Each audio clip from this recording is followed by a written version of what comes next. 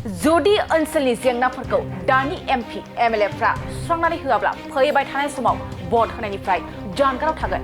बे बाथ्राखौ बुंदों धेमाजि जिल्ला खौसेथि बर' सुबुं आफादनि आफादगिरि राथिराम बसुमतारिया। धेमाजि जिल्ला जनाय महकुमायाव थानाय गेजेर जनाय रामदन दिखारि गामि पन्चायतनि बैग्रिगुरि एमबि गोजौ फरायसालिनि नब्लाङाव गेजेर जनाय दखरा खौसेथि बर' सुबुं आफादनि खुंगा 5 बोसोरसालिया जुथुमा आरो गेजेर जनाय दखरा दुलाराय बर' आइजो अनसाय आफादनि खुंगा 29 बोसोरारि जुथुमाखौ मोननै आफादनि बानजायनायाव मेहेरगोनाङै खुंफुंदों।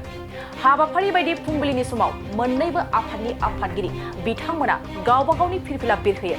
हाबाफारि बायदियै मुंख्लं जालांनाय गेदेमा सुबुंफोरनि बिबार बावनाय हाबाफारि जोबनाय लोगो लोगो गेजेर जनाय दखरा खौसेथि बर' सुबुं आफादनि थान्दैमेलखौ जागायनायाव गेजेर जनाय दखरा खौसेथि बर' सुबुं आफादनि आफादगिरि हरि बसुमतारिनि मासि लानायाव मेलनि थांखिखौ बेखेवनानै होयो।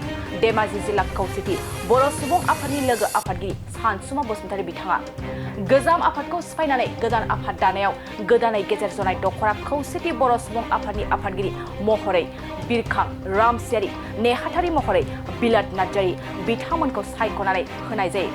हांख्रायजानाय आलासि महरै धेमाजि जिल्ला खौसेथि बर' सुबुं आफादनि आफादगिरि राथिराम बसुमतारि बिथाङा गेजेर जनाय ओनसोलाव थांनाय समाव नांगौबायदि जौगानाय सोलोंथाइ लामा दालां दैमा बान्दो होथेनाय खामानि मावनो हायाखैब्लाबो फैबाय थानाय समाव मिरु आफाद बर' कसारि अनसाय गाव हायुङारि खुंथायनि सायाव आरो आसाम सरकारनिसिम जेंनाखौ सुस्रांनो जिल्ला हिसाबै खावलायगोन होननानै बुंथियो। जेंनाफोरखौ दानि सोलिफु सरकार एमपि एमएलए बिथांमोना सुस्रांनायनि थांखि लायाब्ला फैबाय थानाय समाव भट होनायनिफ्राय जानगाराव थागोन होननानै गोबां बेसेनगोनां बिबुंथि लाखियो। बेनि उनाव गेजेर जनाय दखरा दुलाराय बर' आइजो अनसाय आफादनि आफादगिरि सुमित्रा दैमारि बिथांनि आफादगिरि मासि लानायाव गेजेर जनाय दखरा दुलाराय बर' आइजो अनसाय आफादनि खुंगा 29 बोसोरारि जुथुमानि थान्दैमेलखौ जागायो। मेलावनो हांख्रायजानाय आलासि महरै गोबां मेलेमजिबि बिथांमोना बाहागो लायो। जनायनिफ्राय गौतम बसुमतारिनि खौरां बड'लेण्ड बुब्लि। दिनै गेजेर जनाय दखरा खौसेथि बर' सुबुं आफादनि 5 बोसोरारि जथुम्मा बोसोरारि जथुम्मा लोगोसे गेजेर जनाय दखरा आइजो अनसाय आफादनि 29थि जि सावराय जथुम बे हाबाफारियाव जोंखौ आलासि महरै जिहेतु बाहागो लाफैदों।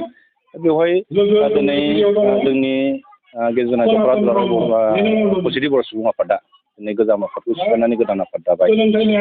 आफाद दानाय जोंनि जाखिनि मावथि बिथांमोना दिनै बिबानगिरि बा बिबान मोनदों दा बिथांमोननिसिम आंनि गोसो गोरबोनिफ्राय रोजा रोजा साबायखर जाय बिथांमोना बारग'लांबाय बिथांमोननिसिमबो आंनि गोसो गोरबोनिफ्राय रोजा रोजा साबायखर आरो टिमनिसिम जोङो रोजा रोजा धेमाजि जिल्ला सुबुं आफादनि जानानै जोङो बे समाव साबायखर जासिगोन। जोङो आसा खालामदों जाखिनि जोंनि दैदेनगिरि बिथांमोना फैबाय थानाय समाव जोंजों खामानि मावनो बा हारि खामानि मावनो ओंखारदों बिथांमोनखौ जों खावलायगोन जाहाथे जों ओनसोलाव जोंनि ओनसोलनि डेभेलपमेन्टनि सायाव आरो जोंनि सोलोंथाइनि सायाव बा जोंनि नैबे ओनसोलाव रायजो जानाय जानानै रायजो जानाय जे बर' समाजनि थाखाय जोंनि आफादफ्रा जिहेतु खौसेनो जों खामानि मावनो गोनां दङ आरो जोंनि ओनसोलखौ दिनै जोङो मिथिगौ जे गोबां गोग्लैसोनानै थानाय मोनसे दखरा बुंनो थाङोब्ला जोंनि धेमाजि जिल्लानि सिङाव थानाय नैबे गेजेर जनाय दखराया फ्राय थारमाने 2 मास थारमाने दैजोंनो गोजोमनानै थानो गोनां जायो। दा बेनिखायनो जोङो आसा खालामदों जोंनि दैदेनगिरि बिथांमोना जोंनि ओनसोलाव थानाय बा जोंनि आफादफोरजों जयैनो जाहाथे खामानि मावो बा खामानि मावगोन जों बेखौ बिथांमोनखौ जों खावलायगोन आरो फैबाय थानाय समाव जोङो जिल्ला आफाद हिसाबै दखरा आफाद हिसाबै आरो जोंनि ओनसोलाव थानाय मोनफ्रोमबो आफादजों जों जयैनो खामानि मावनो थाखाय जोङो थि खालामदों आरो जोङो मावलांबाय थागोन। जोङो बे समाव जों गभर्नमेन्टसिमबो जोङो खावलायबाय थागोन आरो मोनसे खोथाया नैबे जोंनि ओनसोलाव फ्राय थारमाने लामा सामा कमिउनिकेसना थिग नङा आरो जोंनाव मेडिकेल साब सेन्टारनि जोंनाव सुबिदा गैया। जोङो सरकारखौ जों खावलायबाय थागोन आरो जोंनि मानिजाथाव एमएलए जनाय समस्टिनि एमएलए मानगोनां भुबन पेगु बिथांखौबो जों खावलायदों जे जोंनि ओनसोला मोनसे गोलैसोनानै थानाय ओनसोल आरो जों एमपि बिथांखौबो जों खावलायदों आरो अलरेडि जोङो नैबे ओनसोलाव बगरसाफोरनिफ्राय उलुनिसिम थांनाय आरो उलुनिफ्राय नावकाटा थांनाय आरो लोगोसे मा होनो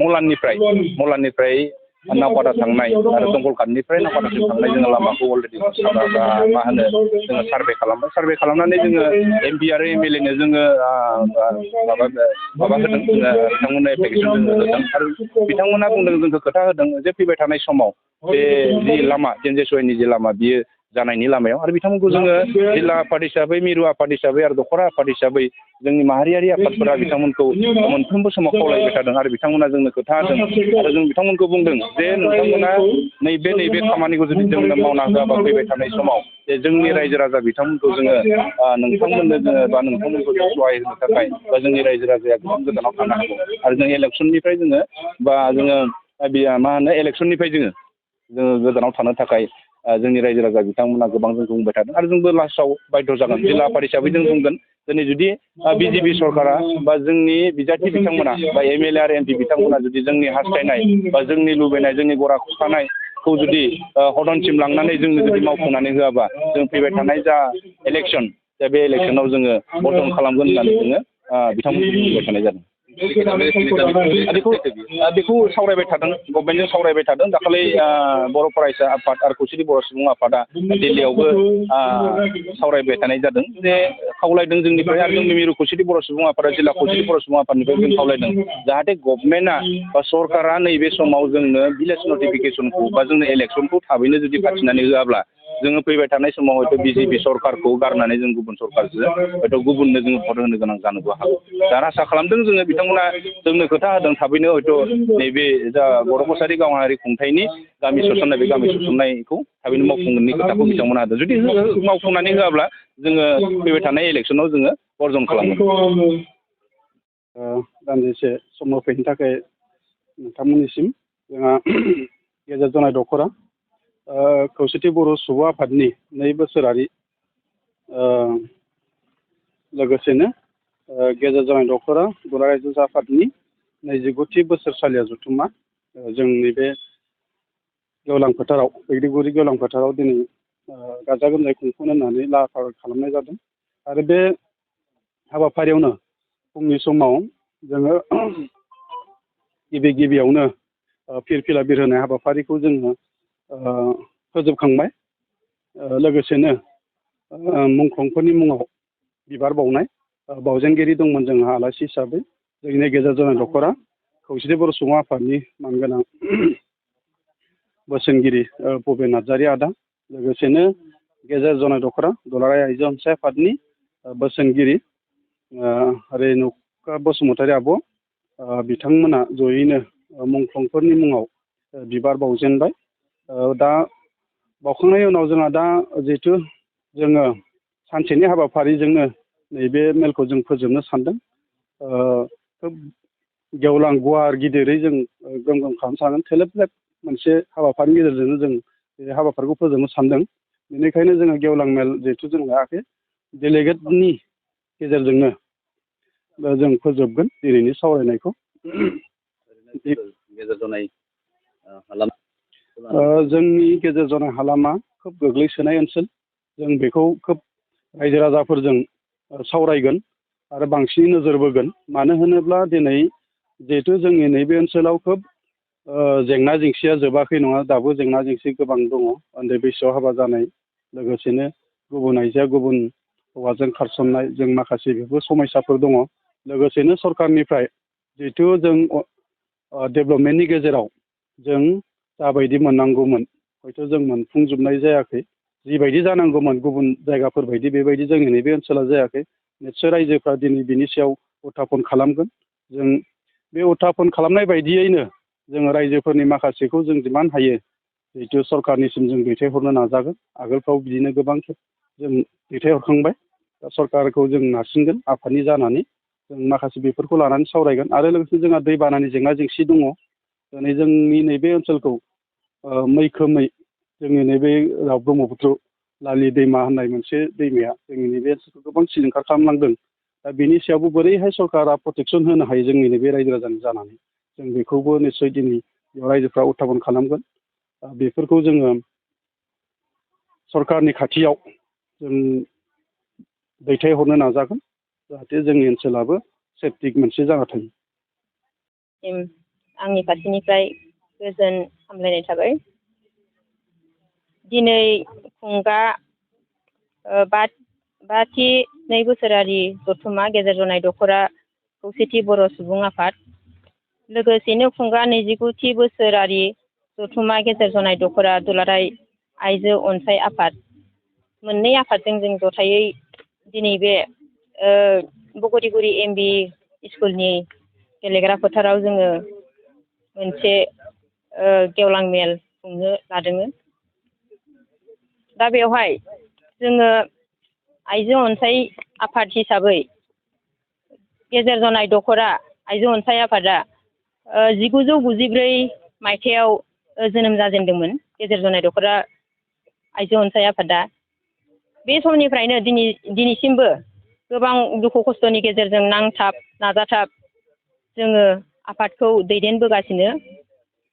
मोनसे हारिखौ जोङो जोंनि गोजौसिन जांख्लासिम नांथाब नाजाथाबनि गेजेरजों मोजाङै मोजां थांनानै थाहैगोन बा मावफुंसारलांबाय थानो हागोन बे नोजोरखौ बोनानै जोङो बे आफादखौ दिनैसिमबो दैदेनगासिनो दङ आरो आसा खालामदों उननि बोथोरफ्रावबो बेबायदि सोलाय सोल'नि गेजेरजों माखासे गोरों गोरा आइजो बिथांमोनहाबो जोंनि बे बर' हारिखौ दैदेनलांबाय थागोन बेखौ आं मिजिं थिदों।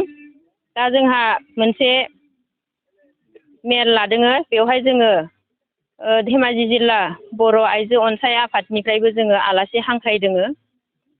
बिथांमोनखौ जोङो माखासे आयदा लादों सावरायनो थाखाय। बे आयदानि सायाव जोंहा बिथांमोनाबो गोबां मोजां मोजां बोसोन होफैगोन। आं बेखिनिखौनो बुंनाय जाबाय आरो। ओरैनो जेंना जेंसिनि सायाव माबायदि सानदायबोदों मा आयदाखौ लानानै? जेंना जेंसि गेजेर जनाय हालामनि माखासे जेंना जेंसियाथ' गोबां रोखोमैनो माब्लाबा बेबायदिनो सौदावनो गोनां जायो। दिनै जोङो बांसिन जेंना होननानै बुङोब्ला जोंनि गेजेर जनाय हालामा गोबां बेकवार्ड गोथौ ओनसोल। जोंनि बे गेजेर जनाय दख'राया जोङो दिनै मोनसे राजा लामा मेन राजा लामाखौ जोङो हमहैनो गोनां जायोबा जोङो 9-10 किल'मिटार गोजान जायो जोंनिया। बाहाय जोङो अट' सट' हमनानै माब्लाबा समाव गिदिर मेल मिटिं जायोबा हान्थिनो थाखाय गोबां खस्थ' जायो आरो जोंनि आफादफ्रा। हरखाबै जोङो बाहाय बाहागो लाहैनो गोनां जायो। बेहाय लामा लांगोनाफोरनि माखासे मोजां दान बाहन गैया जोंनिया। आरो माखासे दङ मेसाखि सापुरि होननाय, बेवहायथ' गोबां दैमा बारनानै सौसिनानै फैनांगौ जाहैयो। बेवहाय माखासे गोरों गोरा सुबुंफोर दङब्लाबो आफादनि माखासे खामानि मावनो होसोनांगौ थायोब्लाबो गोबां उसुबिदा गोलैयो आरोखि। नाव गाखोनानै फैनांगौ जायो। थेवब्लाबो दिनै जोङो जिखिनि हादों बेखौ जों हालामनि माखासे गोरों गोराफ्रा खस्थ' खालामनायनि गेजेरजोंनो दैदेनबाय थायो आरोखि।